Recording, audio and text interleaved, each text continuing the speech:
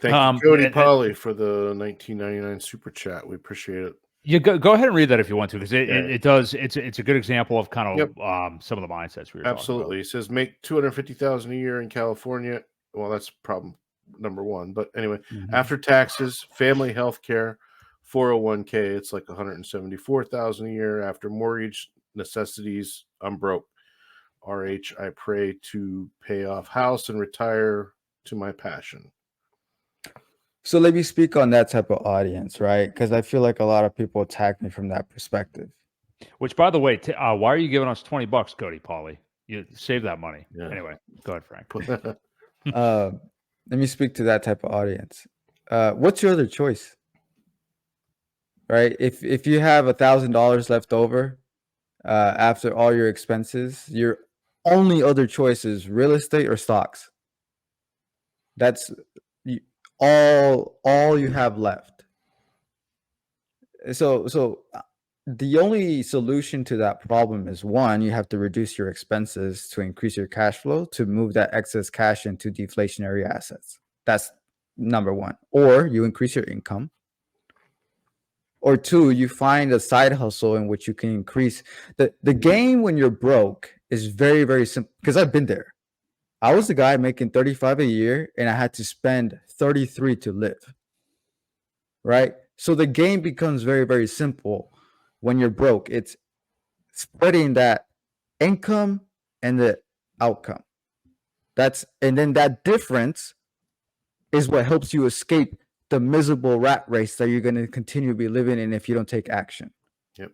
So when I was broke, making 35 a year, working 40 hours a week, and I had a whole bunch of debt, I went to go do Uber for another 30. So now that increased my net income, my spread by another $2,000. And then that $2,000 was what I was using to start businesses or to do whatever my journey, right, of learning during that time. I'm telling you, skip all that bullshit. Just take that 2,000 into these types of assets that you believe in, and in 10 years you're going to be okay. But people come to me like, I have this problem. I can't fix your problem. Only you can fix your problem. Because everybody at one point is broke. And the only way you fix that is by increasing that spread. And you increase that spread by reducing your expenses or increasing your income or a combination of both. And then that excess that you don't think it's a lot, that's what helps you escape that miserable rat race by moving it into outside of US dollar, by moving it into assets that are a hedge against US dollar. That's how you escape that. But that's where it comes, like self-action. I can talk about it for days, but people, if they don't understand that concept of life, they're just going to be continuous cycle, making 200, 300, 400,000, spending 200, 300, 400,000. Yeah. It's funny you mentioned that. Somebody once told me that for the majority of most people, the best financial shape they were in was when they were 18 and they just graduated high school and they were just broke. They weren't in debt. They were just broke. But as you go through life, you become more in debt and broke. So being of that stature, just 18 years old and just broke, that's the best for a lot of people that it gets. And unfortunately, that's true. And I'll say, going back to Cody Polly too, because Frank, you mentioned like that, that you have to decrease or increase, I should say, I guess, that spread, like whether it is your expenses or if you're starting a side hustle or something. Part of my motivation when I first started this channel was about taking on a minimalist lifestyle if you are in that scenario. And I assure you, and I know it's much harder, Cody Polly, if you've got a family and stuff like that, or, if it's not just you and everything, but, a big problem in this country, of the many, is that people have the keeping up with the Joneses thing, and they just are so ashamed of even, well, I just get that iced latte when I go to work in the morning. That's just what I do.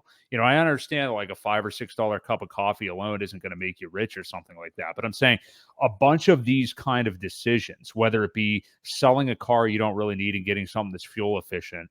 I talk all the time about rice and beans. I mean, like seriously, like you can make, with lentils and stuff like that, dinner for like 50 cents every single night. There's so many things that you can do. And I don't think it's that people don't know how to do them. I think it's that they have this shame or embarrassment attachment to like, I'm not going to do that. Which like, okay, well, have fun on your way to the poorhouse then. Dave Ramsey, for as much shit as he gets, and we make fun of him sometimes too, but that thing that he says, you have to live like no one else now so you can live like no one else later. I think he totally hits home with that. Like you have to not worry about what other people think and make those adjustments in your life. So I'm not necessarily saying that you have or haven't done that, Cody Pauly, but I mean, screw what other people think. And, like Frank talked about with like Ubering or whatever it is, don't worry about being embarrassed and keeping up with people. Like you can make adjustments like that and get to where you need to be. So. Yeah, and you know what? Let me add on top of that, because the majority of people that I get and give me criticism is people in that situation, right? And I don't want this to turn into some personal finance type of podcast, because it's a crypto podcast. But the argument that I'm making is you have to understand that personal finance component is a part of crypto. Yeah, crypto is meant for you to escape that rat race. Yeah. And the hardest part in escaping that miserable rat race that people talk about is when you're broke or you're living paycheck to paycheck. Because if you don't understand that spread between your income and what you expend out is your freedom. That's your freedom. That's what you have to take your excess and move it outside of US dollar, outside of the things that you need. That's setting your future up 10 years in the future. That spread is the most valuable thing when you're broke. You want to increase that spread as much as possible, because of the more you spread and the more you invest, right, into crypto, to DeFi assets, it's what sets up your future. So this isn't a personal finance thing. No. Crypto, real crypto, is supposed to be a hedge against US dollar.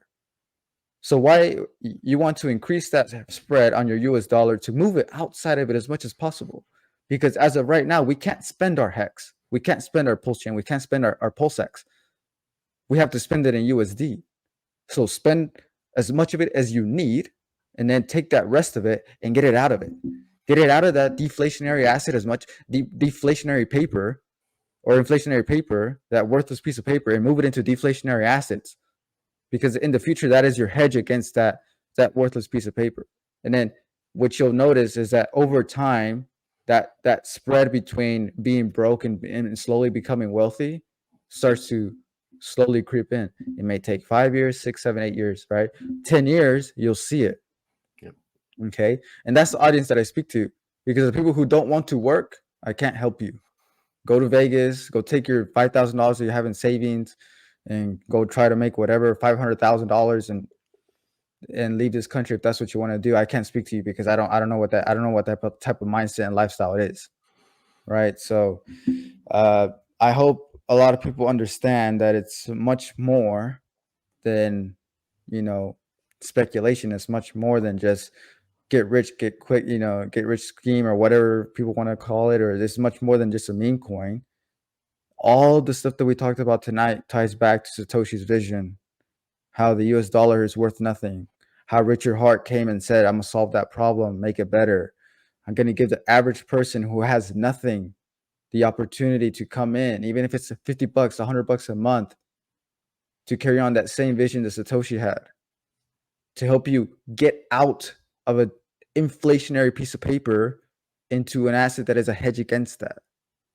And then in the future, maybe you have the freedom to choose what you want to do. That's the beautiful thing about having wealth. Being wealthy, it's not about all the cars and the houses and the women.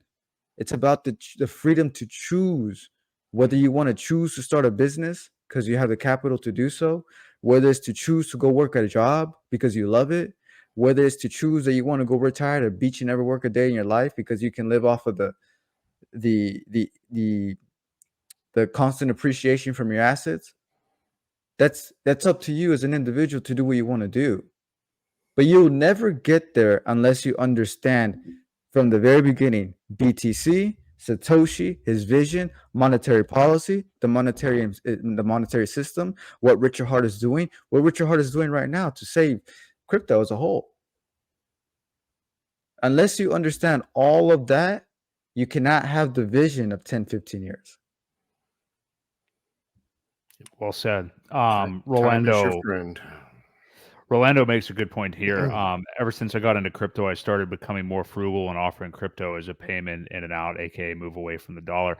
I mean, a good way to think of it too, and I've heard other people say this, and it's funny, these are even people that are well off because it's just having the right mental makeup. But like, if you think about, like, if there's some like $150 item that you want to buy that like you could use, you're like, oh, it's a new blender, and how much joy or whatever would this thing buy me or whatever, versus like 30x that in your mind, or even 10x it, whatever, 20x it, 30x it, whatever you want to think of, by putting it into the pulse chain for whatever time horizon you want to, and just think about where else that money could go, and I think it can make you start making better decisions, like in your personal life and things like that. Yeah, and I kind of want to touch on that too. This is the last thing I was going to say is, sure, a lot of people, they don't like the idea of frugality, right? They talk about, oh, crypto's a way to 150x, 200x, 300x, and they don't have to worry about a $6 latte, or they don't have to worry about a $15,000 car. They don't have to worry about a blender. But what they fail to understand is you don't get to that point unless you take care of the little things in the beginning. You cut out the $6 latte, so now you have $1,000, $500 in your excess that you can move it to real DeFi assets. So people want to skip the whole beginning that's boring, the personal finance component, and they want to go straight to the 1 million, 2 million, $3 million net worth.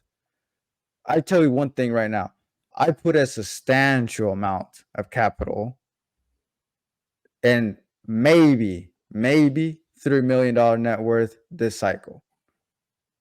For people to come to me, they put more money than me in DCA, highly unlikely.